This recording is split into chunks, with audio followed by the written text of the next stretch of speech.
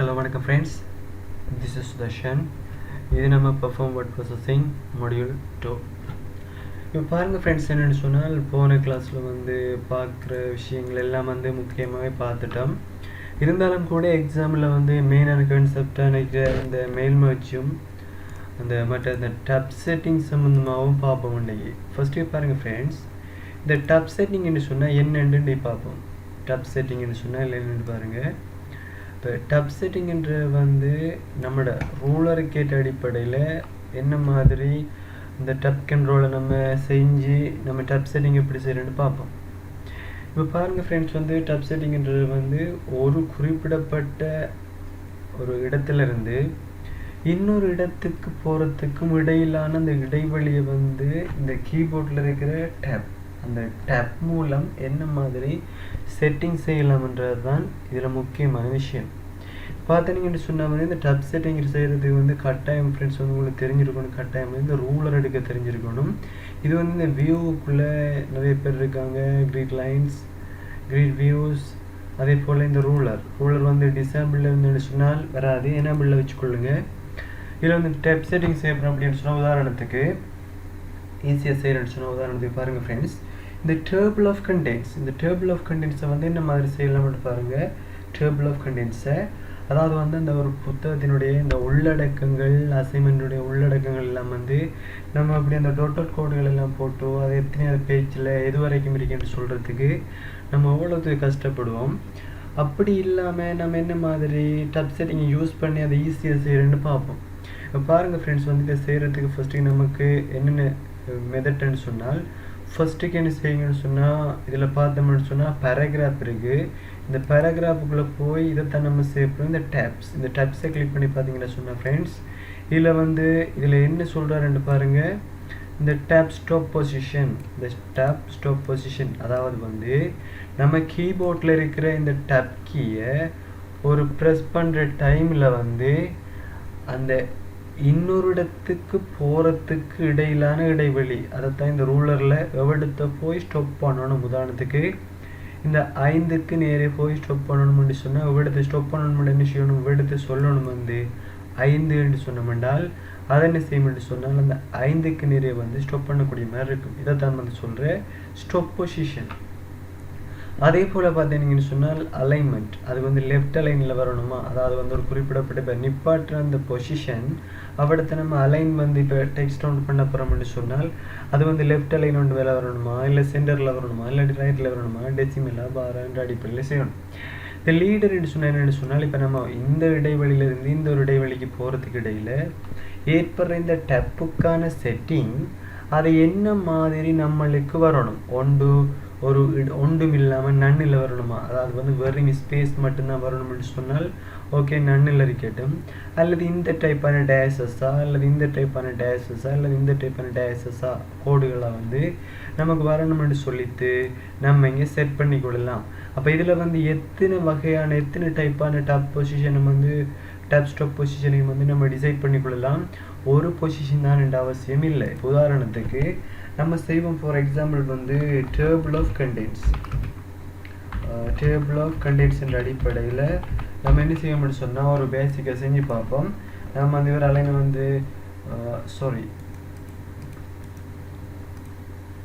இவரை நான் போல்டு பண்ணிக்கொள்கிறேன்.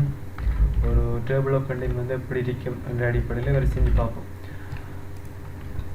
நம்மளோட பிளான் என்னென்னு சொன்னால் இங்கே லெஃப்ட் சைட்லேருந்து எப்படி வரணும்னு சொன்னால் ஒவ்வொரு பேஜ் நம்பராக என்ன இருக்கிற இடத்துலேருந்து அதாவது இந்த 6 வரைக்கும், அதாவது முதலாவது சப்ஜெக்ட் இந்த 6என்ற இந்த ரூலரில் அந்த 6க்கு நேரே ஸ்டாப் பண்ணி இங்கே பேஜ் நம்பர் வரணும். எடுத்த சப்ஜெக்ட் நேம், இங்கே அந்த கோடு, அங்கே எடுத்த என்ன பேஜ் நம்பர். உதாரணத்துக்கு நான் சொல்கிறேன் இன்ட்ரடக்ஷன் ரெண்டு கொடுத்த மாட்டேன். அப்படி ஒரு நமக்கு இப்போ இன்ட்ரடக்ஷன் என்று சொன்னால் நம்மளுக்கு இப்படி இந்த டேஷஸ் கோடுகள் எல்லாம் போட்டுட்டு இப்படி வரந்தானே. இந்த மெத்தட்டை தான் நம்ம என்ன செய்யப்படுறோம்னு சொன்னால் ஒரு டப் செட்டிங் மூலம் செய்யப்படுறோம். அப்போ இப்படி செய்கிறது நம்மளுக்கு யூஸே இல்லை. இதை நம்ம எப்படி செய்யலாம்னு பாருங்கள் ஃப்ரெண்ட்ஸ். ஓகே என்டர் பண்ணிக்கொள்கிறேன். அலைனை லெஃப்ட்டுக்கு எடுத்துக்கொள்கிறேன். ஃபோன் சைஸை கொஞ்சம் நல்லா குறைச்சிக்கொள்கிறேன். நம்பர் ஃபார்மெட்டை போட்டுக்கொள்கிறேன். இந்த போல்டை எடுத்து வரேன். இப்போ இவ்விடத்தை வச்சுட்டு இவ்விடத்தை இருந்தால் நம்மளுக்கு இந்த டாப் பொசிஷன் ஸ்டார்ட் பண்ணணும், 6ல் போய் ஸ்டாப் பண்ணணும். அதையும் கீபோர்டில் இந்த கேப்ஸ் லாக்குக்கு மேலே இருக்கிற இந்த டப் கீயை தட்டுவதன் மூலம். இப்போ பார்த்தீங்கன்னு சொன்னால் ஃப்ரெண்ட்ஸ் இப்போ பாருங்கள் நான் என்ன செய்ய போகிறேன்னு சொன்னால், நான் சொன்ன மாதிரி பேராகிராஃபுக்குள்ளே போகிறேன். Tab setting. இதில் நம்ம சொல்ல போகிற எவ்வளோ ஸ்டாப் பண்ணணும், நமக்கு ஒரு டேப், அதாவது எத்தனை டேப்பும் க்ரியேட் பண்ணலாம் ஒரு பேப்பரில். இவ்விடத்தை எவ்வளத்த டேப் ஸ்டாப் பண்ணணும், 6க்கு நேரே. அப்போ ஆகவே நான் இவ்விடத்தை 6 இப்போ 6ன்னு டைப் பண்ணிக்கொள்கிறேன். நம்மளுக்கு அலைன் ஓகே லெஃப்டில் இருக்கட்டும் அல்லது ரைட்டில் இருக்கட்டும், நான் ரைட்டே கொடுத்துக்கொள்கிறேன். இப்போ இந்த அலைன் என்ற என்ன விஷயம் சொன்னால், நம்ம இங்கே இவ்விடத்தை டேப் செட்டிங்கை தட்டினோடனே இவ்விடத்தை போய் 6 நிற்கிற விஷயம் அங்கால எத்தனை என்ன மாதிரி எந்த அலைனில் அலைன் பண்ணணும்னு தான் கேட்குறாரு. பட் இப்போ டேஷஸ் கொடுத்துக்கொள்ளும் போது நான் இந்த டேஷஸை கொடுத்துக்கொள்கிறேன். இப்போ செட் பண்ணிக்கொள்கிறேன். இப்போ 6ல் போய் ஸ்டாப் பண்ணுவார், இவ்விடத்தை ஸ்டாப் பண்ணுவார். அப்போ இவ்விடத்தை அந்த அலைன் நம்ம டைப் பண்ணுற டெக்ஸ்ட் ரைட்டில் இருக்க போகுது. அதுக்கு இடையிலான இடைவெளி கோடு இந்த டேஷஸ் கோடில் இருக்க போகுது. அப்போ செட் பண்ணிக்கொள்வோம். இப்போ செட் ஆகிட்டாரு. இப்போ ஓகே. இப்போ நான் கொடுத்துக்கொள்கிறேன் friends introduction. Okay introduction. Okay இப்போ டப்பை தட்டிக்கொள்கிறேன். அப்போ அந்த டேஷஸ் போடுறாரு, 6க்கு நேரே ஸ்டாப் பண்ணுறாரு. பாருங்கள் ஃப்ரெண்ட்ஸ் 6க்கு நேரே ஸ்டாப் பண்ணுறாரு. அப்போ இவ்விடத்தை நான் சொல்லிக்கொள்கிற போது 1வது பேஜ்லேருந்து 10வது பேஜ் வரைக்கும் இந்த என்ன செய்யுது, இந்த இன்ட்ரடக்ஷன் என்ற விஷயம் இருக்குது. அப்போ இவ்விடத்தை நான் இப்போ என்டர் பண்ணிக்கொள்கிறேன். அடுத்த பேஜ் சும்மா போட்டுக்கொள்கிறது ஹார்ட்வேர் சம்மந்தமாக அடுத்த சப்ஜெக்ட் இருக்குன்னு சொன்னால், இந்த ஹார்ட்வேர் சம்மந்தமாக என்ன செய்ய போகிறோம், அடுத்த விஷயத்துலேருந்து ஸ்டார்ட் பண்ண போகிறோம். ஆகவே இவ்விடத்தை சொல்ல போகிறோம் ஹார்ட்வேர்ன்னு சொல்லிட்டு இங்கே டைப் செட்டிங். அப்போ டேஷஸ் 11லேருந்து 20வது பேஜ் வரைக்கும். இப்போ அடுத்த என்டர் சாஃப்ட்வேர் டைப் செட்டிங். அப்போ அவர் என்ன செய்வார்னு சொன்னால் ஃப்ரெண்ட்ஸ் நம்மளுக்கு தேவையான அடிப்படைக்கு ஏற்ற மாதிரி பாருங்கள் நம்ம சொல்லியிருக்கோம். இப்போ ஓகே அவர் இந்த டேஷஸ் போட்டிருக்கார் ஒரு டேப்புக்கு. அப்போ 6க்கு நேரே ஸ்டாப் பண்ணியிருக்காரு, ஸ்டாப் பொசிஷனும் ஓகே. அலைனுக்குள்ளே இந்த ரைட் சைட்டுக்கு இந்த பாருங்கள் அந்த ரைட் சைட்டுக்கு என்ன செய்கிறாரு, அலைன் பண்ணிட்டு வர. நம்ம எண்ணத்தை கொடுத்தாலும் சரிதான் மற்றது அவர் ஒழுங்கான அடிப்படையில் அவர்கிட்ட வேலையை செய்வார். இப்போ நம்ம அட்ஜஸ்ட் பண்ணணுமே அப்படி செய்யணுமெண்டு எந்த அவசியமும் இல்லை. நீங்கள் ஒழுங்காக செஞ்சீங்கன்னு சொன்னால் இந்த டப் செட்டிங் ஈஸியாக தான் இருக்கும்.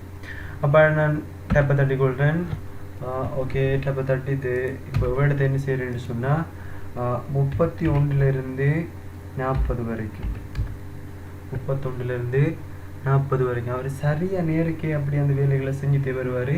இந்த அடிப்படையில் செய்கிறதான் ஃப்ரெண்ட்ஸ் இந்த டேபிள் ஆஃப் கண்டென்ட்ஸுக்கு ஏற்ற மாதிரி நம்ம என்ன செய்யலாம்னு சொன்னால் இந்த டப் செட்டிங்கை யூஸ் பண்ணி ஈஸியாக செய்யலாம். அப்போ இன்னொரு மெத்தடில் செய்வோம் பார்த்தீங்கன்னு சொன்னால் ஃப்ரெண்ட்ஸ் இன்னொரு மெத்தடில் செஞ்சு காட்டுறேன்.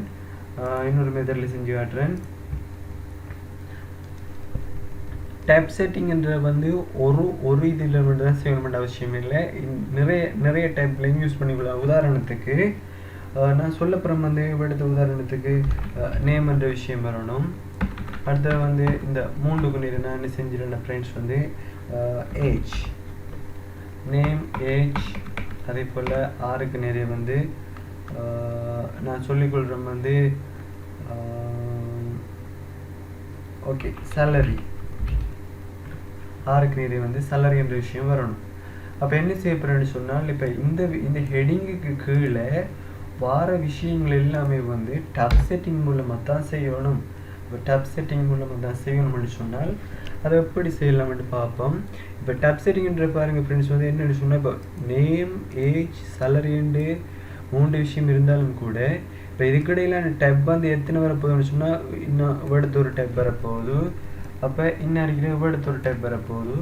ஆகவே ஒரு டப்பை தட்டினோடனே இவ்விடத்துலேருந்து இவ்விடத்து ஒரு டப் போகுது. அப்போ ஒரு டேப் இந்த ஏஜை டைப் பண்ணி போட்டு ஏஜிலேருந்து இங்கே ஒரு டேப் வரப்போகுது. அப்போ இவங்களுக்குள்ளான இடைவெளியை தான் சொல்லுவாங்க டேப் பண்ணி சொல்லி.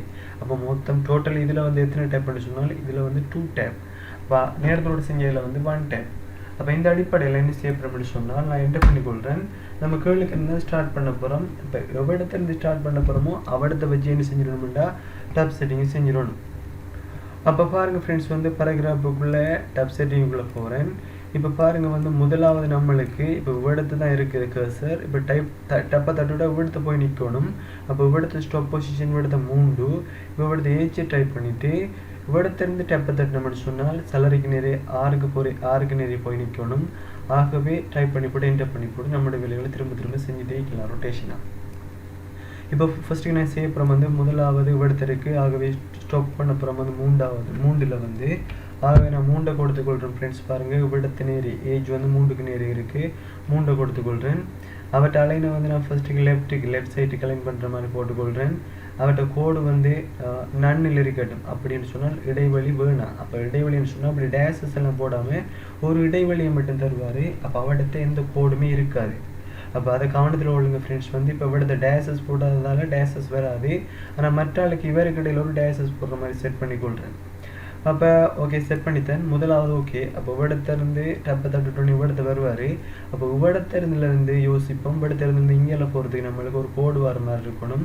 அப்போ அவர் வந்து ரைட் அலைனில் இருக்கட்டும். சாரி அப்போ இங்கே கொடுத்துக்கொள்ளும். ஸ்டாப் பொசிஷன் வந்து 6ல் நிப்பாட்டணும். ஓகே 6ல் நிப்பாட்டணும். ரைட் அலைனில் வரணும். இப்போ டேஷஸ் வந்து இப்படி வரணும். ஓகே செட் பண்ணிக்கொள்ளும். இப்போ பாருங்கள் ஃப்ரெண்ட்ஸ் வந்து முதலாவது டேப் ஸ்டாப் பொசிஷன் வந்து 3ல் ஸ்டாப் பண்ணணும். அடுத்த ஸ்டாப் பொசிஷன் வந்து 6ல் நிப்பாட்டணும் பண்ணி சொல்லியிருக்கேன். இப்போ பார்த்தீங்கன்னு சொன்னால் இப்போ நேம்ன்ற இடத்துல இருக்குது. உதாரணத்துக்கு நான் கொடுத்துக்கொள்கிற சுதர்ஷன் இந்த பேரில் இப்போ டப்பை தட்டுறம் வந்து இவ்விடத்தை நம்ம நான் கொடுத்ததில் வந்து இவ்விடத்து இடைவெளி எந்த டேஷஸும் இருக்காது. ஓகே 23 கொடுத்துக்கொள்கிறேன். இப்போ டப்பை தட்டி கொள்கிறோம் வந்து இப்போ இடைவெளி ஸ்பேஸ் வந்து டேஷஸில் கொடுத்துருக்கோம். ரைட் அலைனில் கொடுத்துருக்கோம். ஆகவே இவர் என்ன செய்வார் சேலரி வந்து 36,000. ஓகே இப்போ ரைட் அலைன் கொடுத்துருக்கோம். ஓகே அடுத்தது ஓகே 12 கொடுத்துக்கொள்கிறேன். டாப் செட்டிங் அவர் ஸ்பேஸ் 24. ஓகே 96,000.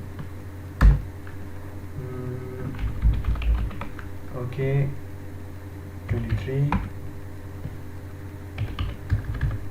அப்போ இந்த அடிப்படையில் செஞ்சது போகிறதா ஃப்ரெண்ட்ஸ் வந்து இந்த டாப் செட்டிங்கிறது வந்து நீங்கள் அவ்வளோத்துக்கும் யோசிக்க வேண்டிய அவசியம் இல்லை. இந்த டாப் செட்டிங்கை வந்து நம்ம ஈஸியான முறையில் செய்யக்கூடிய மாதிரி இருக்கும்.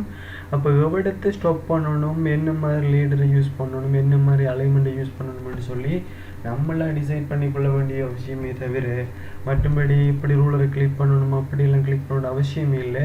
உங்களுக்கு எவ்விடத்தை அந்த கர்சர் வந்து ஸ்டாப் ஆகணும், அப்போ எத்தனை டேப் வரணும், எவ்விடத்துலேருந்து ஸ்டார்ட் ஆகுது யோசிச்சிங்கன்னு சொன்னால் ஈஸியான முறையில் செய்யக்கூடிய மாதிரி இருக்கும். அப்போ இந்த வீடியோஸை பாருங்கள் ஃப்ரெண்ட்ஸ். வந்து ஏதேனும் டவுட்ஸ் இருந்துன்னு சொன்னால் கமெண்ட்ஸ் பண்ணுங்கள். இந்த வீடியோஸ் வந்து உங்களுக்கு பிடிச்சிருந்தேன்னு சொன்னால் லைக் பண்ணுங்கள், ஷேர் பண்ணுங்கள், சப்ஸ்கிரைப் பண்ணுங்கள். இது சம்மந்தமான மேலதிகமான வீடியோஸ்களை வந்து அடுத்த டியூட்டோரியலில் பார்ப்போம். அடுத்த டியூட்டோரியலில் வந்து நம்ம மேல்முயற்சி பார்க்க வேண்டியிருக்கு. அப்போ அடுத்த வீடியோஸில் வந்து அடுத்தடுத்த விஷயங்களை வந்து பார்ப்போம். Okay bye friends.